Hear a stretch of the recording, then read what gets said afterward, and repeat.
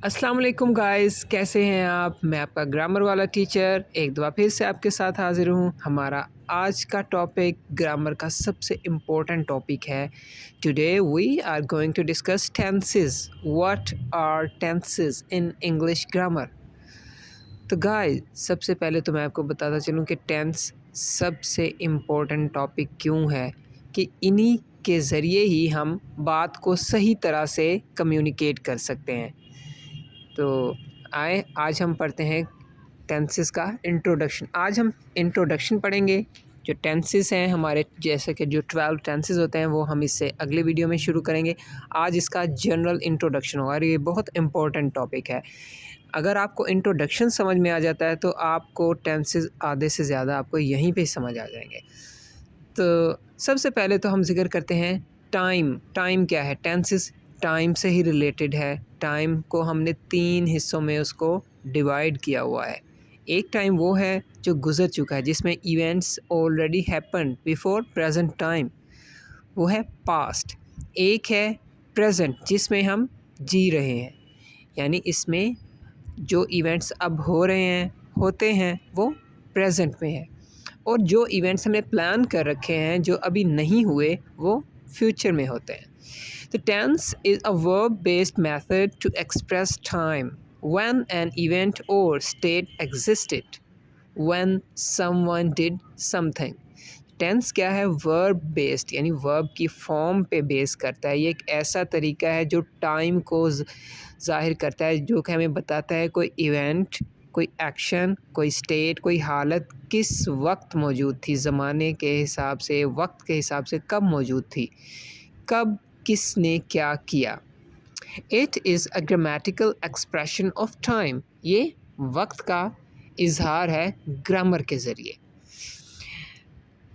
At which events take place or at which processes or states hold, कि कब क्या हुआ और कब कौन सी हालत, कौन सा प्रोसेस चल रहा था। It is a state of verb। ये वर्ब की हालत को बयान करता है। इसमें वर्ब के ज़रिए ही हम टाइम का इजहार करते हैं। Central divisions of time. What are the central divisions of time? Past, present and future. There are 3 central divisions of time. These are past, present and future. तो ये तो हमने देख लिया कि टेंस वक्त को ज़ाहिर करता है जिसमें कोई काम हुआ। इसके कंपोनेंट्स क्या हैं? टेंस के 2 कंपोनेंट्स होते हैं, एक टाइम और एक आस्पेक्ट। सबसे पहले हम टाइम के बारे में। Time refers to exact location of time. Time refers to the exact location of time. किसी भी ज़माने में एग्जैक्ट लोकेशन क्या थी वक्त की? क्या वो पास्ट थी या प्रेजेंट थी या फ्यूचर? पास्ट में क्या होगा? Events happen earlier. प्रेजेंट में क्या हो गया? हैपनिंग नाउ और any time related to now, यानी जो अब हो रहे हो या अब से रिलेटेड कोई भी टाइम, जैसे होता है, हो रहा है, हो चुका है, यानी वो अब से रिलेटेड है। या फिर future, events will happen later. इसके बाद आता है कि पास्ट और future are defined in relation to present. English में जो पास्ट और फ्यूचर टेंस है उसको प्रेजेंट से रिलेट करते हैं, उसका रिलेशन प्रेजेंट से रिलेट करके उनको फिर डिफ़ाइन किया जाता है। यानी जो चीज़ें प्रेजेंट से पहले हुई हैं हम उनको पास्ट कह देते हैं, जो प्रेजेंट के बाद होंगी हम उनको फ्यूचर कह देते हैं। In present we talk about states, actions and events that happen now और हैपनिंग नाउ। और पास्ट क्या है? Past describes events, states that have finished. जो चीज़ें ख़त्म हो चुकी हैं, पहले हो चुकी हैं, उनको हम पास्ट कहते हैं। एक और बात, सबसे इम्पोर्टेंट बात है कि there is no future tense in English grammar. वो क्यों? देखें, प्रेजेंट के लिए भी फॉर्म है। वर्ब की फॉर्म जो फर्स्ट फॉर्म होती है, बेस फॉर्म, उसे प्रेजेंट फॉर्म भी कहते हैं। जो इस वर्ब की सेकंड फॉर्म होती है हम उसे पास्ट फॉर्म या प्रेटरेट फॉर्म भी कहते हैं, तो वो भी पास्ट के लिए बनी हुई है। लेकिन फ्यूचर के लिए कोई टेंस की फॉर्म नहीं है, वर्ब की कोई वर्ब की कोई फॉर्म फ्यूचर के लिए नहीं है, तो इंग्लिश ग्रामर में फ्यूचर टेंस नहीं है। To talk about future English requires इधर मॉडल वर्ब। फ्यूचर की बात करने के लिए इंग्लिश ग्रामर में या तो मॉडल वर्ब का इस्तेमाल किया जाता है जो विल या शैल है, प्रेजेंट टेंस को इस्तेमाल किया जाता है, ये मैं आगे चल के आपको बताऊंगा कि प्रेजेंट के ज़रिए हम फ्यूचर की बात कैसे कर सकते हैं, या बी गोइंग टू इस्तेमाल किया जाता है। This is because there is no specific form of verb for future tense. ये क्यों है? क्योंकि वर्ब की कोई स्पेसिफिक फॉर्म फ्यूचर टेंस के लिए नहीं है। तो standard tense in English is present. इसमें जो इन तीनों में से जो स्टैंडर्ड टेंस है वो प्रेजेंट ही है। इसकी रूट फॉर्म कौन सी है? वर्ब की जो पहली फॉर्म होती है जिसे बेस फॉर्म कहते हैं, वो रूट फॉर्म है, वो इंग्लिश में प्रेजेंट के लिए इस्तेमाल होती है, the base form. Past and future tenses require inflection or addition to the root form. अब पास्ट या फ्यूचर टेंस की बात करने के लिए हमें उसी रूट फॉर्म में कुछ इन्फ्लेक्शन किसे कहते हैं? किसी वर्ड में ऐसी तब्दीलियां करके ताकि उसको किसी दूसरे ज़माने के लिए इस्तेमाल किया जा सके। इन्फ्लेक्शन करके ही हम उसको पास्ट के लिए या उसमें कुछ ऐड करके उसी बेस फॉर्म यानी पहली फॉर्म में कुछ ऐड करके हम उसे फ्यूचर के लिए इस्तेमाल कर सकते हैं। वो कैसे? फॉर एग्ज़ाम्पल, वर्ब की फॉर्म है प्ले, ये फर्स्ट फॉर्म यानी प्रेजेंट फॉर्म के लिए फर्स्ट टेंस यानी प्रेजेंट टेंस के लिए इस्तेमाल होती है। अब इसमें अगर हम प्लेड यानी ईडी लगा दें तो ये हम इसको पास्ट के लिए इस्तेमाल कर सकते हैं, यानी ये हमने वर्ब की फॉर्म को इन्फ्लेक्ट कर दिया, इन्फ्लेक्शन करके हमने इसको पास्ट बना दिया। बेसिक फॉर्म फर्स्ट फॉर्म ही है, उसको इन्फ्लेक्शन उसमें करके हमने उसको पास्ट बना दिया और उसी के साथ हम विल या शैल लगा के हम उसको फ्यूचर के लिए इस्तेमाल कर सकते हैं। दे विल प्ले फुटबॉल, ठीक है। तो ऐसे यानी जो स्टैंडर्ड टेंस है वो प्रेजेंट है, उसकी जो रूट फॉर्म है बेस फॉर्म है उसको इन्फ्लेक्ट करके उसमें कुछ ऐड करके हम उसको फ्यूचर या पास्ट के लिए इस्तेमाल कर सकते हैं। इसके एग्जांपल्स देखें। दे प्ले फुटबॉल, ये प्रेजेंट टेंस है।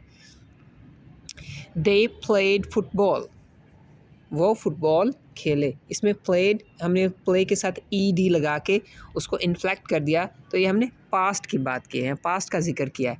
दे विल प्ले फुटबॉल, हमने वर्ब की फर्स्ट फॉर्म है प्रेजेंट के लिए, उसी के साथ मॉडल वर्ब विल लगा दिया। हमने पहले कहा था कि फ्यूचर के लिए कोई स्पेसिफिक फॉर्म नहीं है, हम मॉडल्स का इस्तेमाल करके फ्यूचर का टेंस बनाते हैं। इसके बाद देखें, they are going to play football, ये भी फ्यूचर टेंस है। They are going to play football, वो फुटबॉल खेलने वाले हैं, यानी अभी नहीं खेले, अभी काम होगा फ्यूचर में। They are playing football tomorrow, अब देखिए ये प्रेजेंट टेंस है, हमने प्रेजेंट टेंस को फ्यूचर के लिए इस्तेमाल किया कि they are playing football tomorrow, वो कल फुटबॉल खेल रहे हैं, यानी आने वाले कल, टुमारो। तो ये भी फ्यूचर का टेंस हो गया।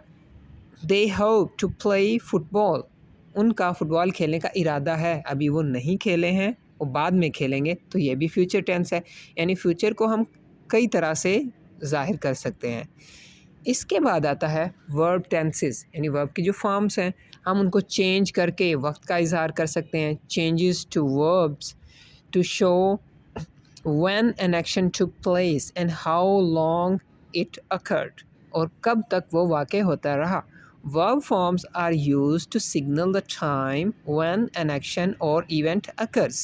ये हमें बताती हैं, verb form को चेंज करके या verb forms हमें बताती हैं कि उस वक्त का इजहार करती हैं जब एक एक्शन हो रहा था, जब एक इवेंट वाक़ हो रहा था। इसके बाद आता है आस्पेक्ट। टाइम में हमने पढ़ा एग्जैक्ट लोकेशन ऑफ टाइम, माजी, हाल, मुस्तकबिल, पास्ट, प्रेजेंट, फ्यूचर। अब पास्ट में वो काम हो चुका था, हो रहा था, वो कैसे था, तो इन चीज़ों को ज़ाहिर करने के लिए हम आस्पेक्ट का इजहार करते हैं। Past, present, future tell us just fixed location of time, that is past, present and future. For more accurate extra detail example, length and duration of time an action occurred, उस action की लंबाई, उसका duration, उसका दौरानिया कितने तवील रहा, विच action happen first, कौन सा एक्शन पहले हुआ, कौन सा बाद में हुआ, और weather a past action has an impact on present, आया कि जो पास्ट का एक्शन है उसका प्रेजेंट पे कोई असर पड़ता है। इन चीज़ों का इजहार करने के लिए हम आस्पेक्ट यूज़ करते हैं। Aspect is the manner in which the verbal action is experienced. Aspect वो तरीका है, वो मैनर है जिसमें हम बताते हैं कि वर्ब के ज़रिए जिस एक्शन का हम इजहार करें वो कैसे हुआ। Aspect is property of verb that expresses how the action indicated by the verb takes place। कि वर्ब के ज़रिए वो जो एक्शन जिसका हमने इज़हार किया था वो कैसे हुआ। इज़ इट ऑनगोइंग, क्या ये अभी हो रहा है। रिपीटेड, क्या ये बार बार हुआ है। कंप्लीटेड, क्या ये हो चुका है। और इवन हैबिचुअल, या ये कोई हैबिट है, ये अक्सर होता रहता है। There are two main aspects, perfective and progressive. Perfective aspect हमें बताता है कोई काम जो हो चुका है, कंप्लीट हो चुका है, और प्रोग्रेसिव हमें बताता है कोई काम जो अभी इनकम्प्लीट है, अभी ऑन गोइंग है, वो अभी चल रहा है। जब दोनों ही नहीं होंगे तो सिंपल आस्पेक्ट होगा, और जब दोनों ही मौजूद होंगे तो परफेक्ट प्रोग्रेसिव आस्पेक्ट होगा। तो क्या ये नाम आपने सुने सुने लग रहे हैं ना? बिल्कुल। देखें, परफेक्टिव यानी परफेक्ट टेंसेस, चाहे वो पास्ट का हो, प्रेजेंट का हो, फ्यूचर का हो। प्रोग्रेसिव यानी कॉन्टीन्यूस टेंस, चाहे वो प्रेजेंट कॉन्टीन्यूस हो, प्रेजेंट प्रोग्रेसिव हो, पास्ट प्रोग्रेसिव हो या फ्यूचर प्रोग्रेसिव। सिंपल यानी इंडेफिनिट, चाहे वो फ्यूचर इंडेफिनिट हो, प्रेजेंट इंडेफिनिट हो या पास्ट इंडेफिनिट हो। और परफेक्ट प्रोग्रेसिव यानी परफेक्ट कॉन्टीन्यूस भी हम इन्हें कहते हैं, यानी वही चाहे वो पास्ट का हो, प्रेजेंट का हो या फ्यूचर का हो। तो ये आस्पेक्ट्स हैं जो हमें बताते हैं कि कोई काम कब हुआ, कैसे हुआ, उसका दौरानिया क्या था। तो ये तीनों जैसे मैंने लिखे हैं कि पास्ट, प्रेजेंट, फ्यूचर, इन तीनों के लिए ही ये चारों आस्पेक्ट इस्तेमाल होंगे, और इस तरह हमारे टोटल 12 टेंसेस बन जाएंगे। सिंपल आस्पेक्ट में क्या होता है? सिंपल आस्पेक्ट इसे हम इंडेफिनिट टेंसेस भी कहते हैं। इनमें कोई ऑक्सिलरी, कोई हेल्पिंग वर्ब यूज़ नहीं होगा सिवाय फ्यूचर इंडेफिनिट में, जहाँ पे हम विल या शैल का विल या शैल का जिक्र करते हैं। प्रोग्रेसिव में क्या होगा? प्रोग्रेसिव में हम ऐसे काम का, ऐसे इवेंट का जिक्र करेंगे जो अभी ऑन गोइंग है, चल रहा है। इसके लिए हम they express ongoing incompleted action, इसमें प्रोग्रेसिव पार्टिसिपल फॉर्म यूज़ होगी। प्रोग्रेसिव पार्टिसिपल कौन सी फॉर्म है? आईएनजी वाली फॉर्म। इसे हमने प्रेजेंट पार्टिसिपल नहीं कहना, ये प्रोग्रेसिव पार्टिसिपल है, क्योंकि ये सिर्फ प्रेजेंट टेंस के लिए ही तो इस्तेमाल नहीं होती ना।